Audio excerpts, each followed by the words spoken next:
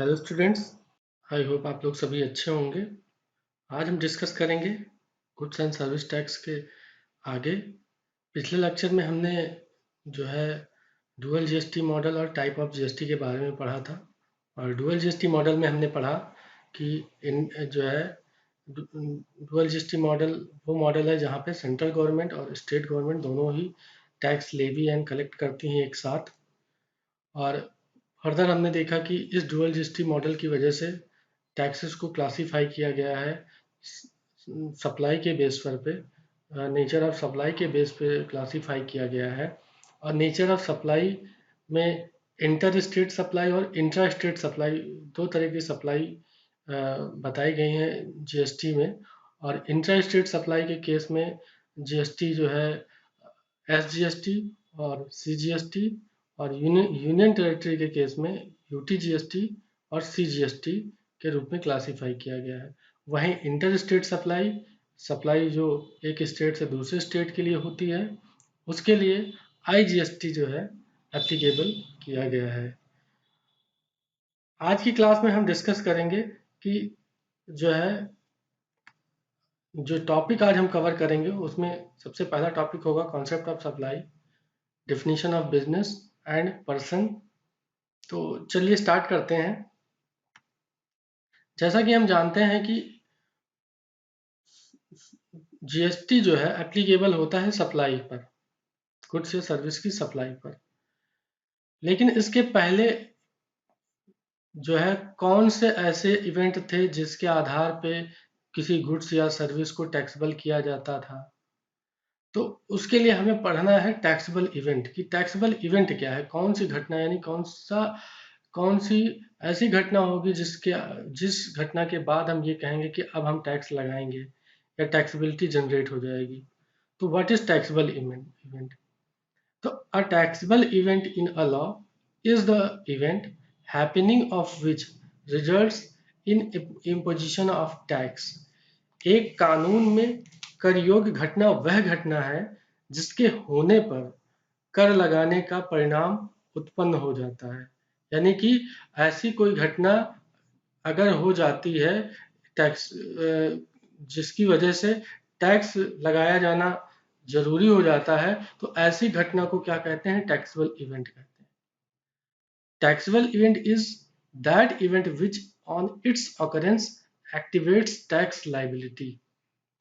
Taxable event ऐसी घटना को कहते हैं, कर योग्य घटना वह घटना है जिसके घटने पर कर देयता सक्रिय हो जाती है। यानी कि अगर कोई वो घटना घट जाती है तो जो है टैक्स की लाइबिलिटी एक्टिवेट हो जाती है, टैक्स की लाइबिलिटी जनरेट हो जाती है। एग्जाम्पल के रूप में देखें तो under the income tax act, आयकर अधिनियम के अंतर्गत taxable event is earning of income. Income tax act के अंतर्गत टैक्सेबल इवेंट क्या है? Earning of income. यानी कि अगर कोई पर्सन इनकम अर्न करता है तो जो है टैक्सेबल इवेंट क्रिएट हो जाता है और उसे जो है इनकम टैक्स एक्ट के अकॉर्डिंग इनकम टैक्स की पे करना होगा या इनकम टैक्स की लाइबिलिटी उसके ऊपर जनरेट हो जाती है। ये अलग बात है कि इनकम टैक्स में कुछ प्रोविजंस किए गए हैं, कुछ सर्टेन लिमिट तक जो है इनकम को एग्जम्प्ट किया गया है, वो सब इनकम टैक्स के प्रोविजन है। बट टैक्सेबल इवेंट या टैक्सेबिलिटी अराइज कब होती है? टैक्सेबिलिटी अराइज हो जाएगी इनकम के अर्न करते ही टैक्सेबिलिटी अराइज हो जाएगी। यानी कि अगर कोई व्यक्ति इनकम अर्न करता है तो उस अर्न करते ही उसके ऊपर टैक्स लाइबिलिटी, इनकम टैक्स की लाइबिलिटी जनरेट हो जाती है, एक्टिवेट हो जाती है। अदर केस में ये तो थी इनकम टैक्स की बात। जो अदर लॉज थे, जो टैक्सेशन लॉज थे, जैसे excise, service tax, CST, VAT, उन पे टैक्सेबल इवेंट क्या था ये देखते हैं। तो taxable event in GST as compare to taxable in event in earlier law. GST के कंपेयर में जो पहले के लॉ थे उनमें टैक्सेबल इवेंट क्या था? Type of law, taxable event in pre GST regime. अगर लॉ एक्साइज ड्यूटी है तो एक्साइज ड्यूटी पे जो है किस तरह कब जो है टैक्सेबल इवेंट अराइज होता था? Manufacture of goods. इसका मतलब है कि अगर इंडिया की टेरिटरी के भीतर कोई गुड्स मैन्युफैक्चर हुआ या प्रोड्यूस हुआ, तो मैन्युफैक्चर होते ही उस गुड्स पे एक्साइज ड्यूटी क्रिएट हो जाती थी, एक्साइज ड्यूटी की लाइबिलिटी एक्टिवेट हो जाती थी। यानी कि इस बात से कोई फर्क नहीं पड़ता कि वो मैन्युफैक्चर्ड गुड आगे जो है बेचा गया है या नहीं बेचा गया है, या उसका क्या किया गया है, इससे कोई मतलब नहीं है। मतलब क्या है कि अगर मैन्युफैक्चर हुआ तो एक्साइज ड्यूटी जो है राइज हो जाएगी।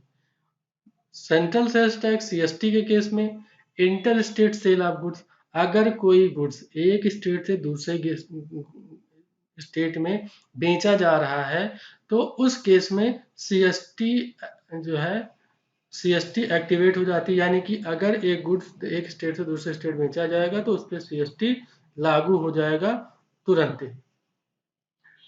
स्टेट वाइड के केस में क्या था?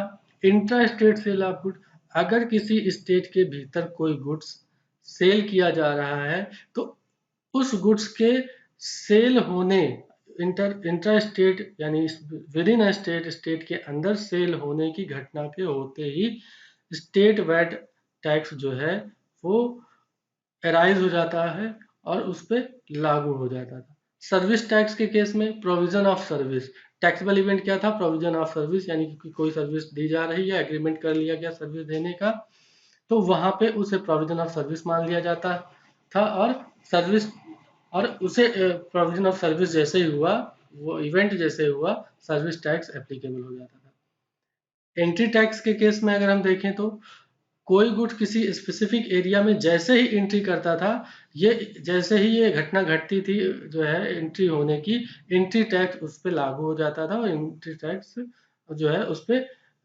एक्टिवेट हो जाता था। तो ये जो एग्जांपल हमने देखे, ये कुछ एग्जांपल हैं केवल। यही सारे टैक्स क्या हुए हैं? सब्ज्यूम्ड हुए हैं जीएसटी में। GST is applicable in lieu of taxes mentioned in column 1। Column 1 में जो टैक्सेस दिए गए हैं यही सारे आपस में मर्ज होकर के जीएसटी बन गए हैं। वैसे ये जो लिस्ट है ये सिर्फ एक एग्जांपल के लिए है, इसमें और भी बहुत सारे टैक्सेस हैं जिनको मैंने यहाँ नहीं लिया है, लेकिन तो वो सारे टैक्सेस मिला करके ही जीएसटी बना है। तो जीएसटी के लिए टैक्सेबल इवेंट क्या है? Taxable event in GST, taxable event is supply of goods और सर्विसेज और बोथ। जीएसटी के केस में टैक्सेबल इवेंट क्या है? अगर कोई गुड्स सप्लाई होता है तो उस पर जीएसटी लागू हो जाएगा। अगर कोई सर्विस सप्लाई होती है तो उस पर जीएसटी एप्लीकेबल हो जाएगा। अगर गुड्स और सर्विस दोनों ही जो है सप्लाई होते हैं तो उस केस में भी जीएसटी अराइज हो जाएगा, जीएसटी की एक्टिवेट हो जाएगी, उस तरह की सप्लाई पे जीएसटी एप्लीकेबल होगा। तो supply of goods and services are both is the taxable event in GST. तो रिजल्ट क्या समझ में आया कि गुड्स और सर्विस टैक्स के केस में, जीएसटी के केस में सप्लाई ही टैक्सेबल इवेंट है। और वो सप्लाई किसकी होगी? गुड्स की होगी या सर्विस की होगी या दोनों की होगी। जैसे ही सप्लाई होगी, when supply takes place GST arises. Okay. अब अगर हम सप्लाई की बात करें तो सप्लाई को दो तरह से हम देख सकते हैं, एक है इनवर्ड सप्लाई और एक है आउटवर्ड सप्लाई। अगर कोई गुड्स और सर्विस या फिर दोनों कोई डीलर रिसीव कर रहा है तो उस केस में क्या होगा? उसे इनवर्ड सप्लाई कहेंगे। अगर कोई डीलर कोई गुड्स या सर्विस या दोनों किसी दूसरे व्यक्ति को दे रहा है या सप्लाई कर रहा है तो उसे क्या कहेंगे? आउटवर्ड सप्लाई कहेंगे। एग्जाम्पल के रूप में अगर एक मिस्टर सीए हैं, मिस्टर एक्स जो चार्टर्ड अकाउंटेंट है, उन्होंने अपना ऑफिस ओपन किया और उन्होंने जो है ऑफिस इक्विपमेंट के रूप में कंप्यूटर प्रिंटर जो है परचेज किया। तो यहाँ पर क्या हो रहा है? कंप्यूटर प्रिंटर ये सब क्या हो रहे हैं? रिसीव हो रहे हैं। तो इस केस में जो कंप्यूटर और प्रिंटर है ये क्या हो जाएंगे? इनवर्ड सप्लाई हो जाएंगे मिस्टर एक्स के केस में। उनके लिए इनवर्ड सप्लाई है। अगर सर्विस की बात करें तो उन्होंने एक इंटीरियर डेकोरेटर को हायर किया जो उनके ऑफिस को डेकोरेट करेगा, उसके लिए वो उसको चार्जेस पे करेंगे। तो ये जो सर्विस जो है इंटीरियर अपने ऑफिस को डेकोरेट करने की सर्विस वो ले रहे हैं, वो कौन सी सर्विस कहलाएगी? इनवर्ड सप्लाई या इनवर्ड सप्लाई कहलाएगी, क्योंकि यह इनवर्ड सर्विसेज कहलाएंगी और जो है वो एक्स के लिए इनवर्ड सप्लाई होगी। अगर यही एक्स अपने किसी क्लाइंट को सर्विस प्रोवाइड करते हैं, कोई कंसल्टेंसी सर्विस प्रोवाइड करते हैं अपने क्लाइंट को, और क्लाइंट उन्हें जो है उसके बदले में जो भी है कुछ मनी या कुछ कंसिडरेशन प्रोवाइड करता है, तो सप्लायर यहाँ पर कौन होगा? मिस्टर एक्स, और वो क्या दे रहे हैं? कंसल्टेंसी सर्विसेज दे रहे हैं। तो इस केस में ये क्या होगी? आउटवर्ड सप्लाई होगी। तो इनवर्ड सप्लाई और आउटवर्ड सप्लाई दोनों अलग अलग हैं। अगर कोई गुड्स या सर्विस किसी डीलर के पास या किसी व्यक्ति के पास रिसीव हो रही है तो उसे इनवर्ड सप्लाई कहेंगे। अगर कोई डीलर जो है कोई गुड्स या सर्विस प्रोवाइड कर रहा है किसी दूसरे व्यक्ति को, दे रहा है, तो उसे क्या कहेंगे? आउटवर्ड सप्लाई कहेंगे। तो सप्लाई ऑफ गुड्स और सर्विस ही जीएसटी के लिए टैक्सेबल इवेंट है। तो सबसे पहले हम समझ लेते हैं कि गुड्स और सर्विस क्या है। गुड्स क्या है और सर्विस क्या है, पहले इसको समझते हैं, उसके बाद हम समझते हैं कि सप्लाई किसे कहेंगे। तो देखते हैं कि definition of goods and services की डेफिनेशंस क्या है। तो गुड्स के केस में अगर हम गुड्स की डेफिनेशन देखें तो goods means every kind of movable property other than money and securities, but includes actionable claim, growing crops, grass and things attached to or forming part of the land which are agreed to be served before supply or under a contract of supply। Goods का मतलब क्या है? सभी तरह की movable property को goods कहा जाता है, लेकिन अदर देन मनी, यानी मनी और सिक्योरिटीज में शामिल नहीं है। लेकिन क्या शामिल है? एक्शनेबल क्लेम शामिल है, ग्रोइंग क्रॉप जो खड़ी फसलें हैं वो शामिल है, घास शामिल है, और ऐसी वस्तुएं शामिल हैं जो जमीन से जुड़ी हुई हैं या जमीन का हिस्सा है, वो भी क्या है? गुड्स के रूप में शामिल है। लेकिन कब? जब उन्हें land are agreed to serve before supply के पहले उन्हें क्या कर लिया जाएगा? जमीन से अलग कर लिया जाएगा, या फिर जो है सप्लाई का कॉन्ट्रैक्ट ऐसा कॉन्ट्रैक्ट हो जाता है कि जो है गुड्स जो है सप्लाई के समय अलग कर लिया जाएगा। तो वो सारी चीजें गुड्स के उसे गुड्स कहेंगे। सर्विस की डिफिनीशन के बारे में अगर हम देखें तो services means anything other than goods. ऐसी कोई सभी चीजें जो गुड्स नहीं है वो क्या है? सर्विस है। Anything other than goods and money and security, जो भी गुड्स नहीं है वो सर्विसेज है, और मनी और सिक्योरिटी भी सर्विस नहीं है। लेकिन इसमें इंक्लूड क्या है?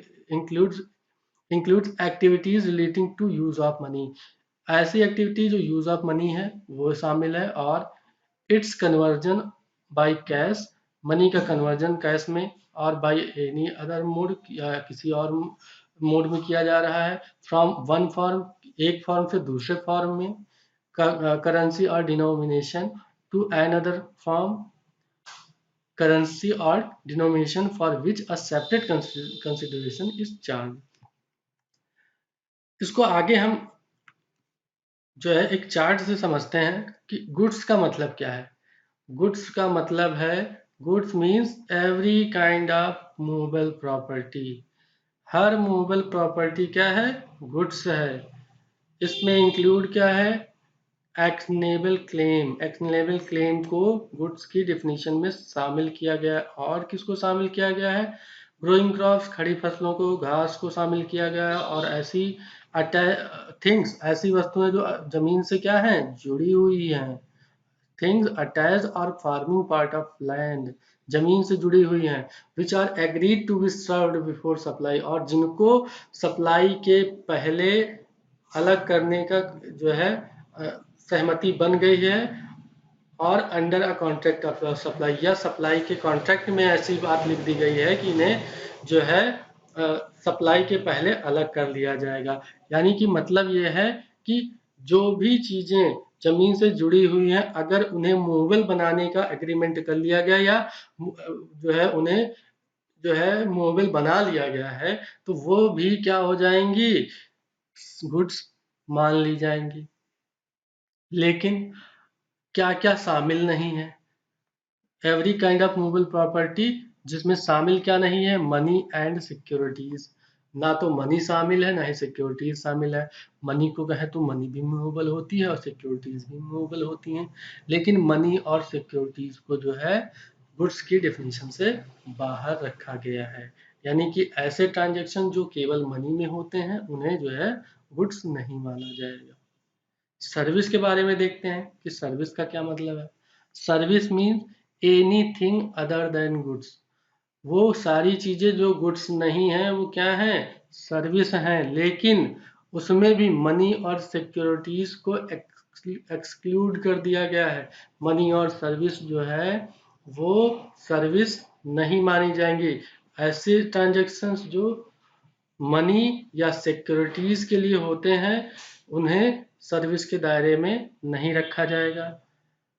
इंक्लूड्स, क्या क्या इंक्लूड किया जाएगा फिर, यूज ऑफ मनी, मनी का यूज अगर किया जा रहा है, यूज ऑफ मनी और conversion of money by cash और any other mode from one form currency denomination to another for which a separate consideration is charged।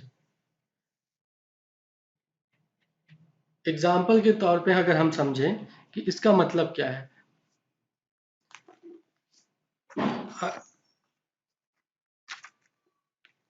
अगर if a separate consideration is charge for above activities, ये जो activities हैं कौन सी, conversion of money, conversion of money from one currency or denomination to another for separate consideration।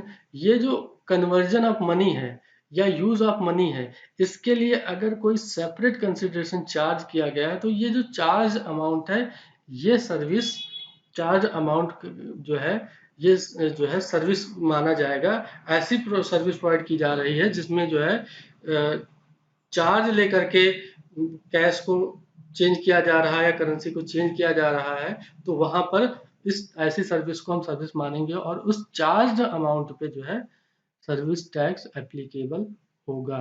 For example, एक mister x हैं, वो जो है उनके पास 2000 का नोट है। वो 2000 का नोट लेकर के बैंक जाते हैं और बैंक से कहते हैं कि जो है मुझे जो है इस 2000 का जो है एक्सचेंज दे दीजिए, 100 के नोट में इसका एक्सचेंज कर दीजिए। बैंक उनसे 2000 रुपए का नोट लेता है और उन्हें 100 के नोट जो है 2000 रुपए पकड़ा देता है। अब इस केस में ट्रांजेक्शन मनी में हुआ है, मिस्टर एक्स ने 2000 रुपए बैंक को दिया है और बैंक ने मिस्टर एक्स को 2000 रुपए 100 डिनोमिनेशन की नोट में दिया है। ये जो ट्रांजेक्शन है, ये ट्रांजेक्शन कैसा है, फुल्ली मनी ट्रांजेक्शन है। तो मनी ट्रांजेक्शन होने की वजह से ये सर्विस नहीं माना जाएगा, यानी कि ये सर्विस नहीं माना जाएगा, ना ही गुड्स माना जाएगा। तो ये ट्रांजेक्शन जो है ना सर्विस है ना गुड्स है, तो फिर सप्लाई का तो कोई सवाल ही नहीं उठता। लेकिन अगर यहीं पर बैंक ऐसे कन्वर्जन के लिए कोई चार्ज एप्लीकेबल कर दे, कोई कंसिडरेशन चार्ज कर ले, तो उस केस में फिर इसे सर्विस माना जाएगा। फॉर एग्जांपल, ऐसे ट्रांजेक्शन के लिए बैंक ने जो है मिस्टर एक्स के अकाउंट से 50 रुपए चार्ज कर लिए, किस बात के लिए, कि कन्वर्जन ऑफ मनी के लिए, charges for conversion of money, money के कन्वर्जन के लिए 50 रुपीज चार्ज कर लिए। तो अब इस केस में जो चार्ज किया है, अब इस केस में ये सर्विस कहलाएगी, और सर्विस कहलाने की वजह से जो चार्ज अमाउंट है, जो कंसिडरेशन चार्ज किया है बैंक ने, उस चार्ज अमाउंट पे जीएसटी एप्लीकेबल हो जाएगा। इसी तरह अगर हम देखें कि जो डीलर फॉरेक्स में डील करते हैं, फॉरेक्स मतलब जो दूसरे देश की करेंसी को अपने देश की करेंसी में, या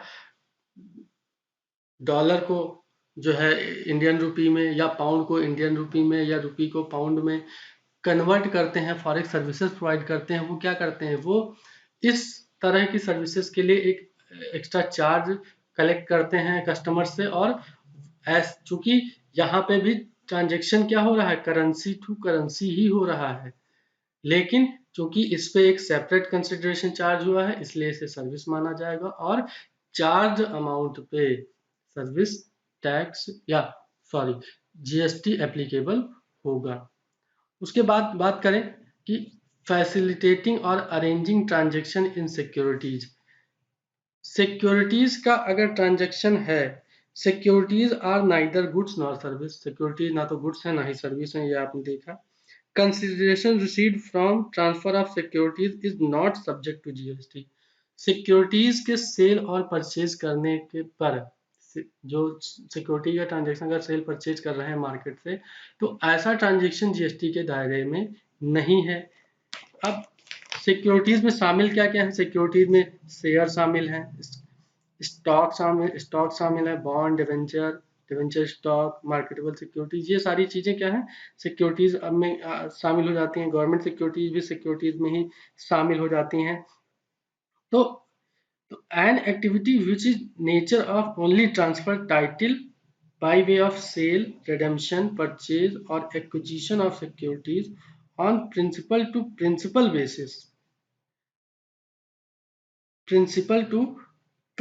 basis is outside the ambit of service and consequently GST is not applicable। Transfer क्या हो, टाइटल का ट्रांसफर हो, सिक्योरिटीज में ट्रांसफर किसका हो, टाइटल का ट्रांसफर हो। ट्रांसफर किसी भी रूप में हो सकता है, सेल के रूप में भी हो सकता है, रिडेम्पशन के रूप में भी हो सकता है, परचेज के रूप में भी हो सकता है, एक्विजिशन के रूप में हो सकता है। लेकिन यहाँ पे जो ट्रांसफर होता है टाइटल का होता है और प्रिंसिपल टू प्रिंसिपल होता है। जैसे कोई मिस्टर एक्स हैं जिनके पास रिलायंस कंपनी के 10 शेयर थे, उन्होंने वो 10 शेयर मिस्टर वाई को सेल कर दिए। तो यहाँ पे जो ट्रांजेक्शन हुआ है सिक्योरिटी और मनी के बीच में हुआ है, सिक्योरिटी दी गई है और मनी ली गई है, तो सिक्योरिटी और मनी दोनों ही सर्विस के दायरे से बाहर है, गुड्स के दायरे से बाहर है। और प्रिंसिपल टू प्रिंसिपल यानी एक व्यक्ति से दूसरे व्यक्ति के बीच में ट्रांसफर हुआ है, इसलिए यहाँ पर ना तो ये सर्विस मानी जाएगी और ना ही गुड्स माना जाएगा। जब सर्विस नहीं है तो गुड्स नहीं है, तो जीएसटी एप्लीकेबल होने का सवाल ही नहीं होता। However, a broker charges brokerage for transfer or purchase of security, GST is applicable on brokerage। लेकिन अगर इसी तरह के ट्रांजैक्शन में कोई ब्रोकर इन्वॉल्व हो जाता है, कोई एजेंट इन्वॉल्व हो जाता है जो अपना ब्रोकरेज या कमीशन चार्ज करता है ऐसे ट्रांजैक्शन के लिए, तो उस केस में इसे सर्विस मान लिया जाएगा और उस पे जो है जीएसटी एप्लीकेबल होगा। और किस अमाउंट पे एप्लीकेबल होगा, जो ब्रोकरेज की अमाउंट है उस पे जीएसटी एप्लीकेबल हो जाएगा, उसे सर्विस माना जाएगा, जीएसटी उस पे एप्लीकेबल हो जाएगा।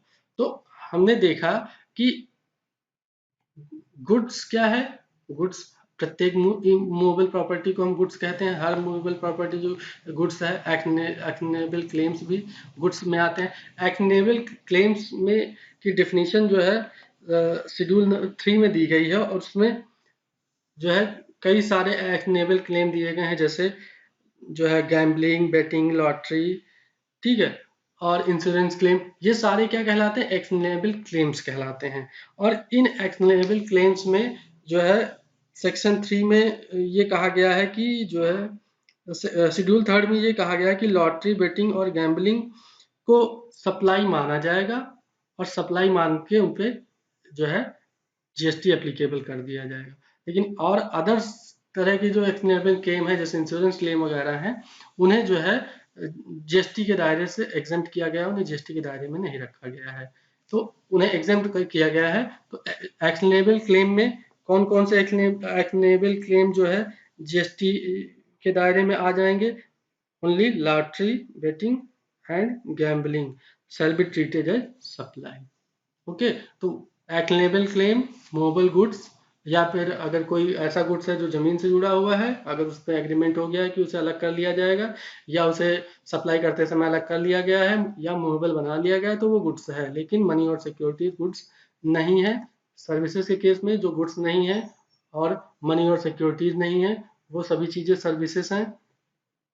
वो सारी सभी चीजें क्या है, सर्विसेज हैं। अब मनी के केस में जो है कुछ एक्टिविटी जो है शामिल की गई हैं जिन्हें सर्विस माना जाता है। उसमें यूज ऑफ मनी है, कन्वर्जन ऑफ मनी है बाय कैश, या फिर फॉरेक्स चेंज है, इस तरह के चेंज, या फिर ऐसा फैसिलिटेटिंग और अरेंजिंग ट्रांजेक्शन ऑफ सिक्योरिटी।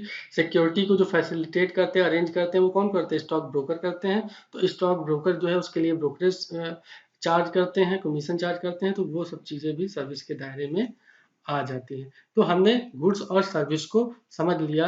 अब हमारा जो टॉपिक है, हमें goods, supply of goods and services और both is taxable event in GST. GST में गुड्स और सर्विसेज दोनों ही टैक्सेबल इवेंट हैं। तो गुड्स हमने समझ लिया, सर्विस क्या हमने समझ लिया। अब बात करते हैं कि सप्लाई क्या होती है। तो सप्लाई में हम अब आगे डिस्कस करेंगे कि सप्लाई क्या है, concept of supply. Scope of supply is specified in section 7 of CGST act. CGST act में सप्लाई के बारे में बताया गया है। सीजीएसटी एक्ट में सप्लाई के बारे में बताया गया। Under this section definition of supply is very wide and includes the following. इस सेक्शन में जो डिफिनीशन दी गई है वो बहुत ही वाइड है, और क्या क्या शामिल होता है इसमें। सप्लाई में क्या क्या शामिल होगा। सेक्शन 7(1) के according supply of goods and services supply है। Import of services section 1(b) के अंतर्गत सप्लाई है। Supply without consideration section 7(1)(c) के अंतर्गत भी सप्लाई है।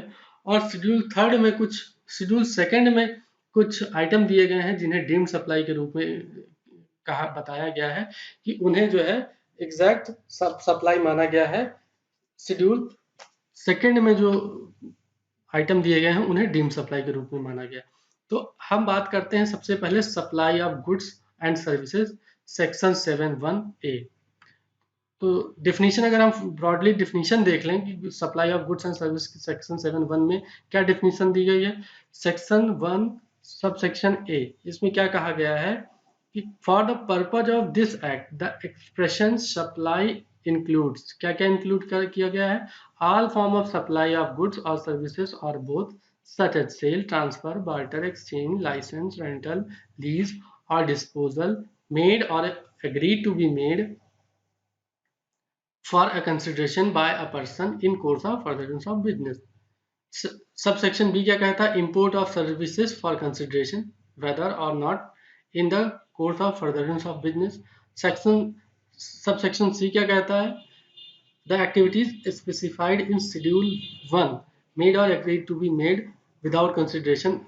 सबसेक्शन सी में ऐसे ट्रांजेक्शन जो विदाउट कंसिडरेशन होते हैं उन्हें भी सप्लाई माना गया है। तो उस इनको कौन कौन से ट्रांजेक्शन है वो हम आगे देखेंगे। तो सबसे पहले हम डिस्कस करेंगे सेक्शन 7(1) सबसेक्शन ए। तो सेक्शन 7(1) सबसेक्शन ए में सप्लाई के बारे में जो डिफिनीशन दी गई उसमें क्या कहा गया है, supply includes all form of supply of goods and services और बोथ सच एज।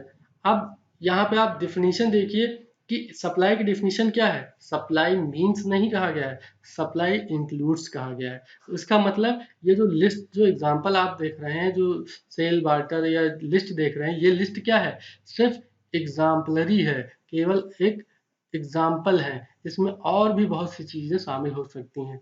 जब ऐसी डिफिनीशन हो, मीन्स की डिफिनीशन में क्लियर होता है कि जो कहा गया एग्जैक्ट वही मतलब है। और इंक्लूड्स की जब डिफिनीशन होती है उसमें जो चीजें कही जाती है उसमें कई सारी चीजें जो उसी तरह की हैं उनको शामिल कर लिया जाता है। तो क्या क्या शामिल किया गया है गुड्स एंड सर्विसेज की सप्लाई के लिए, sale, transfer, barter, exchange, licence, rental, lease और डिस्पोजल। ये सारी चीजें किस लिए होंगी, मेड, ये सारी चीजें डिस्पोजल मेड और एग्री टू मेड, मतलब ये या तो सेल कर दी गई है या सेल करने के लिए एग्रीमेंट कर लिया गया या एग्री हो गए हैं दो पार्टी, कोई गुड्स ट्रांसफर कर दिया गया है या एग्री हो गए हैं ट्रांसफर करने के लिए, कोई गुड्स एक्सचेंज कर दिया गया है या एग्री हो गए हैं एक्सचेंज करने के लिए। तो फॉर ए कंसिडरेशन, ये जो sale purchase, sale transfer barter exchange को जो एग्रीमेंट हुआ है या ट्रांसफर किया गया है वो किस पे किया गया है? फॉर ए कंसिडरेशन, एक कंसिडरेशन के लिए किया गया है। कंसिडरेशन का मतलब है मनी या काइंड, जो भी उस गुड्स की वैल्यू के बदले में रिटर्न में मिले उसे कंसिडरेशन कहा गया है। तो for a consideration by a person, किसके द्वारा ये कंसिडरेशन किसके द्वारा दिया जा रहा है? बाय ए पर्सन, एक व्यक्ति के द्वारा दिया जा रहा है। इन the course of furtherance of business, in the course of furtherance of business यानी कि बिजनेस के लिए जो है ऐसा ट्रांजेक्शन किया गया है सेल ट्रांसफर बार्टर। तो सेक्शन 7(1) एक ये कहता है कि सप्लाई में वो सारी सभी गुड्स और सर्विसेज शामिल हैं जिन जो सच है, जो एग्जांपल हो सकते हैं, क्या हो सकते हैं? Sale, transfer, barter, exchange, licence, rental, lease, disposal, made और agreed to be made for a consideration by a person in the course of furtherance of business. तो अगर कोई बिजनेस के पर्पज से किसी व्यक्ति के द्वारा कंसिडरेशन के बदले कोई वस्तु सेल की जाती है तो उसे क्या कहेंगे? सप्लाई। ट्रांसफर की जाती है तो भी सप्लाई। अगर बार्टर यानी कि गुड्स के बदले गुड्स लिया जाता है तो भी सप्लाई, एक्सचेंज किया जाता है तो भी सप्लाई। तो ये सारी चीजें क्या होंगी? सप्लाई मानी जाएंगी। अब हम बात करते हैं कि सेल और ट्रांसफर क्या है। दोनों में कुछ लोग समझते हैं सेल और ट्रांसफर दोनों एक ही चीज है, लेकिन सेल और ट्रांसफर में थोड़ा सा डिफरेंस होता है। Difference between sale and transfer, sale के केस में क्या है? Transfer of title in goods, transfer of right to use in goods.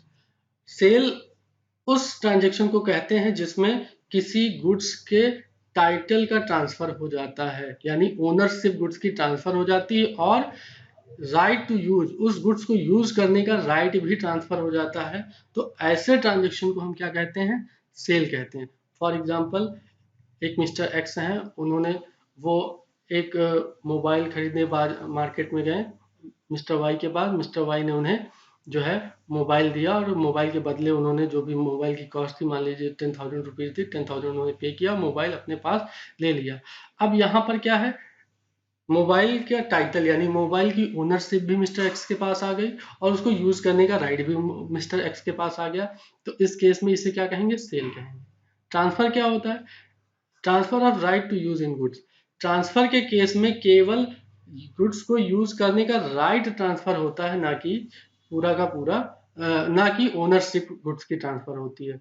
For example, जैसे आप ओला बुक करते हैं, जो है किसी ओला उबर कोई टैक्सी बुक करते हैं ट्रांसपोर्टेशन के लिए या कहीं जाने के लिए, तो इस केस में आपने क्या किया है? आपने कार को खरीदा नहीं है, कार को यूज करने का केवल राइट परचेज किया है या राइट ही केवल ट्रांसफर हुआ है उसको यूज करने का। तो इसे क्या कहेंगे? ट्रांसफर ऑफ राइट कहेंगे। दूसरे केस में अगर हम बात करें, एक कोई एम्प्लॉयर है जिसने अपने एम्प्लॉय को अपना ऑफिस का लैपटॉप उसे दे दिया है कि जाइए आप पर्सनल यूज में उसको लीजिए, और यूज करने के बाद जो है 2 दिन 3 दिन बाद उसे वापस कर दीजिएगा। तो इस केस में केवल और केवल उस लैपटॉप यानी उस गुड्स को यूज करने का राइट ट्रांसफर हुआ है, ना कि उसका टाइटल ट्रांसफर हुआ है। तो इसे हम क्या कहेंगे? ट्रांसफर। सेल के केस में टाइटल ऑफ गुड्स और राइट टू यूज दोनों ट्रांसफर होगा। ट्रांसफर के केस में केवल गुड्स को यूज करने का राइट ही ट्रांसफर होगा। आगे हम बात करें कि एक्सचेंज और बार्टर, इसको भी रखा गया है सप्लाई के केस में। तो एक्सचेंज और बार्टर क्या है? एक्सचेंज का एग्जांपल, एक्सचेंज क्या का मतलब है? कंसिडरेशन इंक्लूड्स, जहां पर कंसिडरेशन इंक्लूड हो क्या, किस रूप में? मनी और गुड या सर्विस के, गुड्स की या सर्विस के रूप में। मीन्स मनी और या प्लस गुड्स दोनों ही कंसिडरेशन के रूप में दिए जा रहे हैं तो उस केस में एक्सचेंज कहलाता है।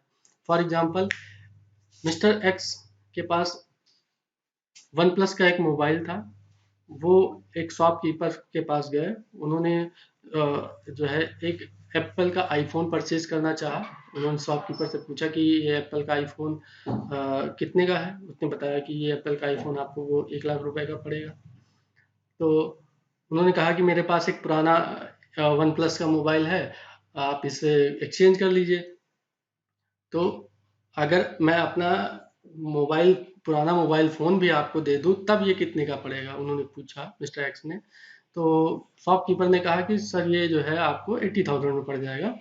उस केस में मिस्टर एक्स ने क्या किया, 80,000 रुपीज़ पे किए और अपना वन प्लस का मोबाइल भी दे दिया शॉपकीपर को, और खुशी खुशी जो है एप्पल का आईफोन उन्होंने परचेज कर लिया। अब यहाँ पे कंसिडरेशन कितना है, कंसिडरेशन कुछ लोग कहेंगे कि सर 80,000 है, नहीं, कंसिडरेशन बेसिकली 1 लाख ही है। क्या हुआ है कि जो टोटल कंसिडरेशन है उसमें जो है 80,000 रुपए कैश में दिए गए हैं, और उस जो मोबाइल वन प्लस मोबाइल दिया गया है उसकी कॉस्ट उस शॉपकीपर ने 20,000 रुपए आकी है। उस 20,000 रुपए दोनों ही मिला करके, यानी कि कंसिडरेशन में मनी और गुड्स दोनों इंक्लूड हो जाते हैं, इसलिए इसे एक्सचेंज कहेंगे। बार्टर के केस में क्या होता है, there is no monetary consideration. तो गुड्स के बदले गुड्स जो है, गुड्स के बदले गुड्स ट्रांसफर होता है, यानी कि मान लीजिए गुड्स के बदले गुड्स में ट्रांजेक्शन हो रहा है तो वो क्या है, बार्टर है। या सर्विस के बदले सर्विस ली जा रही है तो फिर वो क्या है, बार्टर है। एक्सचेंज के केस में गुड्स और मॉनेटरी कंट्रीब्यूशन, मॉनेटरी कंसिडरेशन, और या फिर मॉनेटरी कंसिडरेशन प्लस सर्विस दोनों इंक्लूड होंगे तो उसे कहेंगे एक्सचेंज। बार्टर के केस में मॉनेटरी कंसिडरेशन नहीं होगा, केवल और केवल गुड्स या सर्विस का ही लेन देन होगा। तो आज की क्लास में हमने डिस्कस किया कि टैक्सेबल इवेंट क्या है। टैक्सेबल इवेंट में हमने देखा कि जीएसटी के लिए टैक्सेबल इवेंट क्या है, सप्लाई है। सप्लाई किसकी, गुड्स या सर्विस की। फिर उसके बाद हमने गुड्स और सर्विस की डिफिनीशन को पढ़ा, और गुड्स और सर्विस की डिफिनीशन के बाद हमने ये देखा कि सप्लाई क्या है और सप्लाई में क्या क्या चीज़ें शामिल हैं। सेक्शन 7(1) के बारे में हमने डिस्कस किया। नेक्स्ट क्लास में हम जो है consideration, person, furtherance of business और बिजनेस की डिफिनीशन के बारे में पढ़ेंगे, और जो बाकी सेक्शन हमारे बचे हुए हैं, सेक्शन 1B, 7(1)B और 7(1)C के बारे में पढ़ेंगे। तो आज की क्लास के लिए इतना ही। Thank you.